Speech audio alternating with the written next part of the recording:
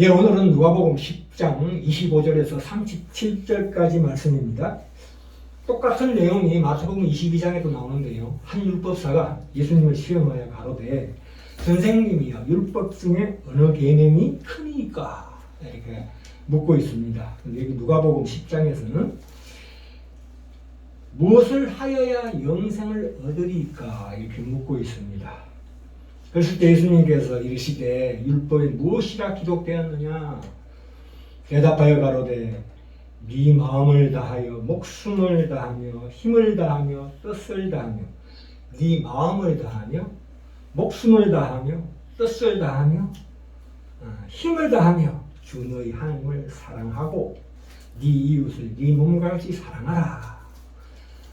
이것은 신명기 6장 5절 말씀과 레위기 19장 18절 말씀입니다. 여기서 마음이라는 것은 인간의 사랑의 원천이죠. 그리고 여기 목숨이라는 말은 보통 우리의 보통 영혼이라고 번역됩니다. 힘이라는 말은 그 모든 사랑의 모든 능력과 소유까지도 포괄하는 말입니다.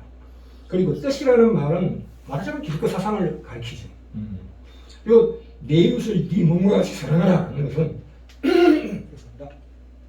네 몸이라는 것은 네 자신이라는 말이죠. 사람을 사랑함에 있어서 그 표준이 되는 것은 내 자신과 같이 사랑합니다. 그러니까 그게 사랑의 최대치죠. 무제한의 사랑입니다. 이게 바로 아가페의 사랑을 말씀하고 있습니다. 예수님께서. 자, 오늘 제목이 성경의 이웃과 세상의 이웃은 정반대의 개념이다. 완전히 다른 것이라는 뜻입니다. 우리는 사랑받기 위해서 태어났다는 것은 말하자면 그 아기 때, 홀리기 때 얘기고 부모 나이가 되면 사랑만 하고 그 사랑을 돌려받으려고 해서는 안 된다는 뜻입니다. 왜냐하면 서로 나중에 배신했다고 배신자였다고 속상해하지 마시고 이 믿음의 대상은 오직 하나님밖에 없는 거 아시죠? 누가복음 13장에 나오지요. 내가 너희 가정에 불을 던지러 왔다. 그렇게 말씀하고 있습니다. 하나님의 사랑과 마태복음 5장에 보시면 원수 사랑으로 이 사랑이 절정에 이릅니다. 원수까지 사랑하는 걸로 나아갑니다. 그리고 로마서 13장 8절에는 남을 사랑하는 자는 말하자면 이웃을 사랑하는 자는 율법을 다 이루었다. 아까 율법사가 물었죠. 무엇을 하여 영생을 얻으리까 했을 때 이 답이 거기 나오는 거거든요. 남을 사랑하는 자는 이웃을 사랑하는 자는 율법을 다 이루었다. 그러니까 하나님의 사랑과 이웃 사랑은 두 개의 동일한 근원입니다. 그러므로 절대적으로 분리시킬 수가 없는 동일한 근원이다 이런 뜻입니다. 우리 예수님이 제시한 두 개의 그 사랑에서 표현된 이 아가페적인 사랑은 인간이 우리가 도무지 할 수 없는 사랑이 결코 아닙니다. 할 수 있습니다. 그의 가르침에 나타난 이 아가페 사랑은 하나님과 관련해서 뭐라고 그랬습니까? 마음, 목숨, 뜻과 직결되고 있지. 또한 우리 하나님과 관련해서는 내 마음과 목숨과 뜻이 직결되어 있고 또한 이웃과 관련해서는 내 자신과 직접적으로 관련되어 있다는 뜻입니다. 그렇기 때문에 아가페의 그 실제성, 실제하는 것은 말하자면 마음, 목숨, 뜻이라는 말이죠. 이게 말씀입니다. 말씀에서 찾을 수 있습니다.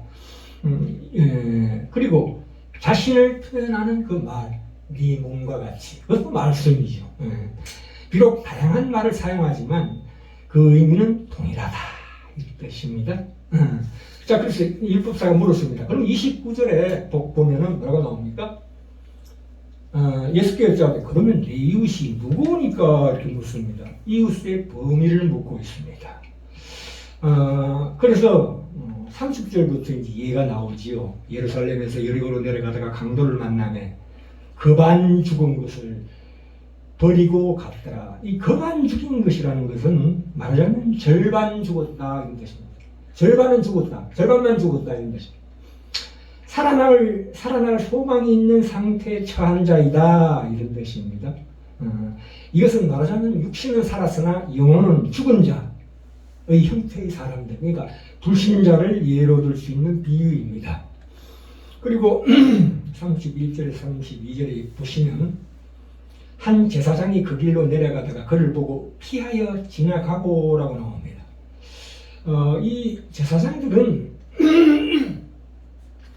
자기 자신이 하나님께 드림이 되었다. 고르반이라는 심리를 가지고 있습니다. 나는 하나님의 일을, 하나님을 섬기는 일을 하는 자인 만큼 그 일만 잘하면 될 것이지 어떻게 다른 일에는 손을 대지 않아도 된다. 이런 생각을 하는 자지요, 제사장이. 또 이 레위인은 무엇입니까?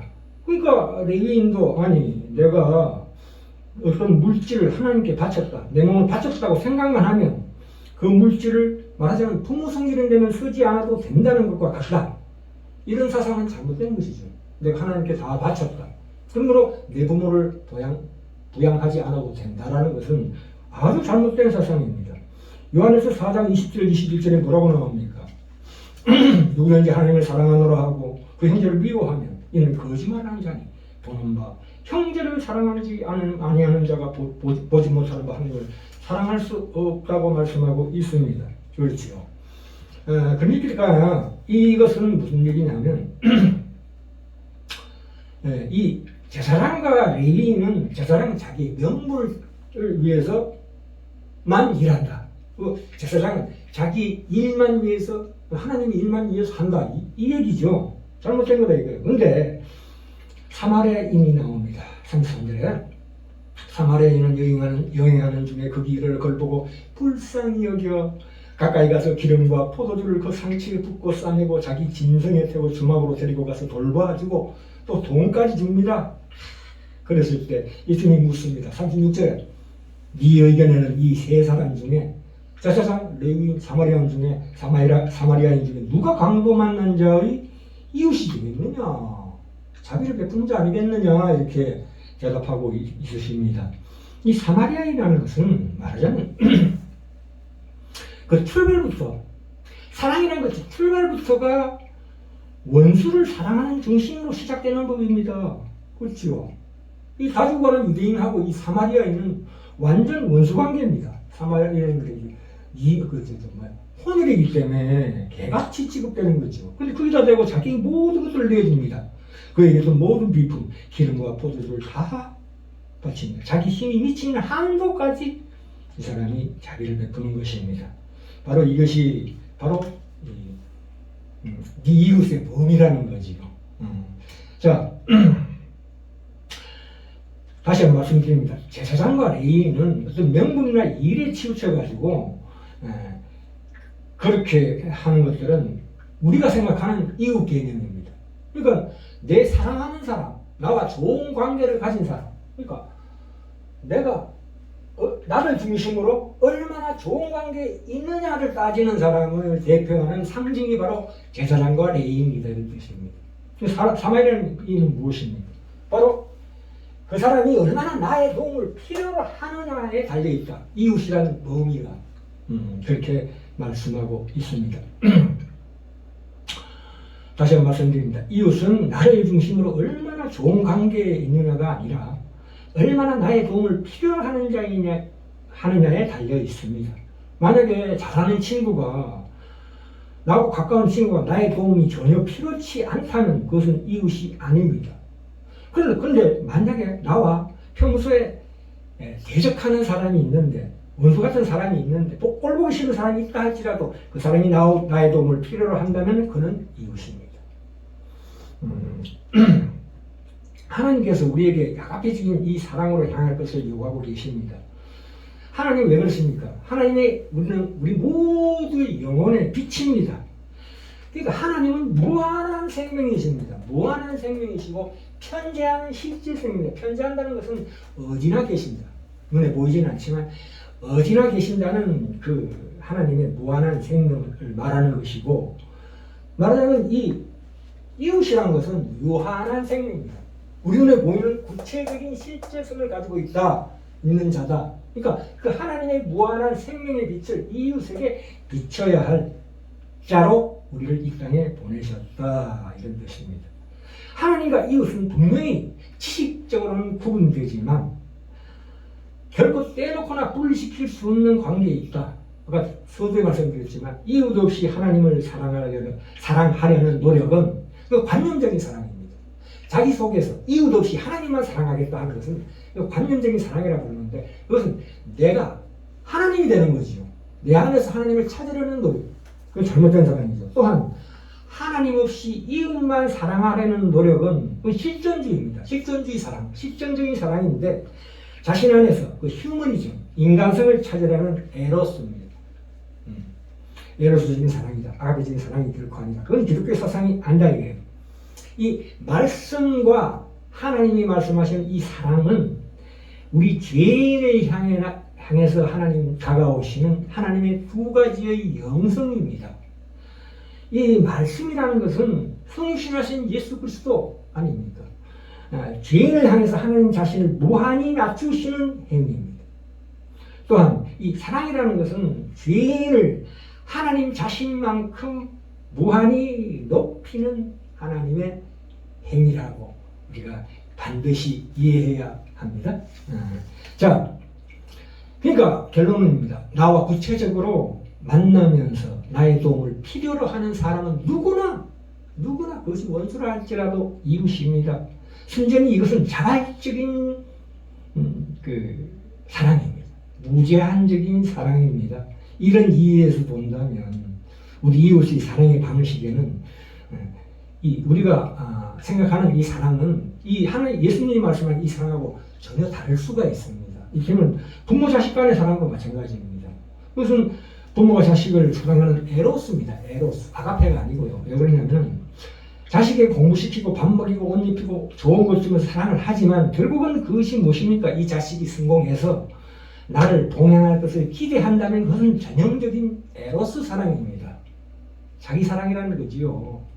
또 그 자식을 통해서 자기 이름을 높인다든가 자존심을 세운다고 하는 것은 무슨 예수님이 말씀은 이 아가페적인 사랑이 아니고 에로스적인 사랑입니다. 또한 친구를 사랑하는 에로스도 있습니다. 친구는 나에게 잘해주기 때문에 내가 잘하는 사랑입니다. 그것도 이 사랑의 범주에 들어갑니다. 에로스의 사랑에, 잘못된 사랑의 범주에 들어갑니다. 또한 남녀 간의 사랑은 당연하지요.